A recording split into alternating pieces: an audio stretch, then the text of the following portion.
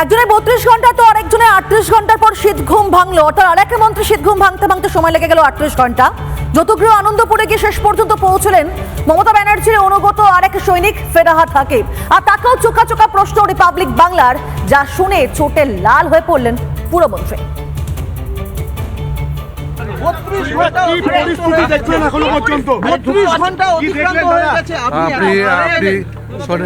একটা কথাই বারবার বলছেন, এত মানুষের মৃত্যু হয়ে গেছে।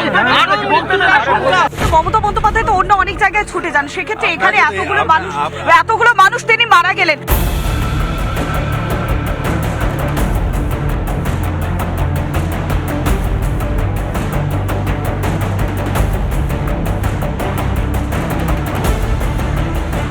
মমতা বন্দ্যোপাধ্যায়ের দুই অনুগত সৈনিকের কত মিল। মৃত্যুপুরের আর্তনাদ কানে পৌঁছতে লেগে গেল 30 ঘন্টারও বেশি সময়। আর এই নিয়ে প্রশ্ন করতেই শত শত বাহানা মন্ত্রী ফেরহাদ হাকিমের।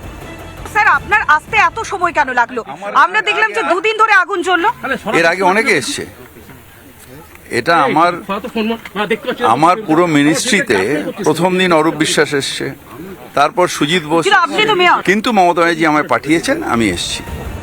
মুখ্যমন্ত্রীর অনুগত সৈনিক ফেরহাদ হাকিম, তার নির্দেশে আনন্দপুরে হাজিরা। কিন্তু তারপরেও যত গৃহে পৌঁছতে এতটা সময় লেগে গেল মন্ত্রী মশাইয়ের। যখন তাকে যেতে বলবে কাজের লোক, চাকর বাকর, তাকে তখনই যেতে হবে, তার আগে কি করে যাবে? মুখ্যমন্ত্রী যখন বলেছে তার কতক্ষণ পরে গেছে সেটা একটা তদন্ত করে দেখুন। সেটা যদি তার থেকে বেশি দেরি করে গিয়ে থাকে তাহলে সেটা অপরাধ। মাননীয়ার নির্দেশ মেনে না হয় পৌঁছে গেলেন ববি হাকিম, কিন্তু প্রশ্ন তো একটা থেকেই গেল, কবে আসবেন মুখ্যমন্ত্রী? রিপাবলিক বাংলার প্রতিনিধি সেই প্রশ্ন করতেই তড়িঘড়ি সরে পড়লেন পুরমন্ত্রী। মমতা বন্দ্যোপাধ্যায় তো অন্য অনেক জায়গায় ছুটে যান, সেক্ষেত্রে এখানে এতগুলো মানুষ তিনি মারা গেলেন। 8 জন মানুষ মারা গেলেন, 11 জন নিখোঁজ। এখনো পর্যন্ত তিনি আসার সময় পেলেন না। এখনো পর্যন্ত 11 জনের যে খোঁজ পাওয়া গেল না, সে অসহায় মানুষগুলো দায়টা তাহলে কে নেবে? দিন দিন তৃণমূলের আতঙ্ক হয়ে উঠছে রিপাবলিক বাংলা। প্রশ্ন শুনলেই হয় তৃণমূলের নেতা মন্ত্রীরা পালাচ্ছেন, নয়তো ক্ষেপে লাল হয়ে যাচ্ছেন। আর বাংলা দালাল, আর বাংলা দালাল, আর বাংলা দালাল। আপনি সরেন হাত, ইউ প্লিজ।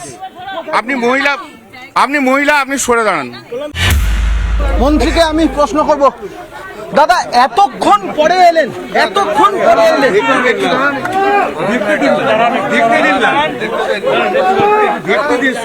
এতক্ষণ পরে এলেন, 32 ঘন্টা অতিক্রান্ত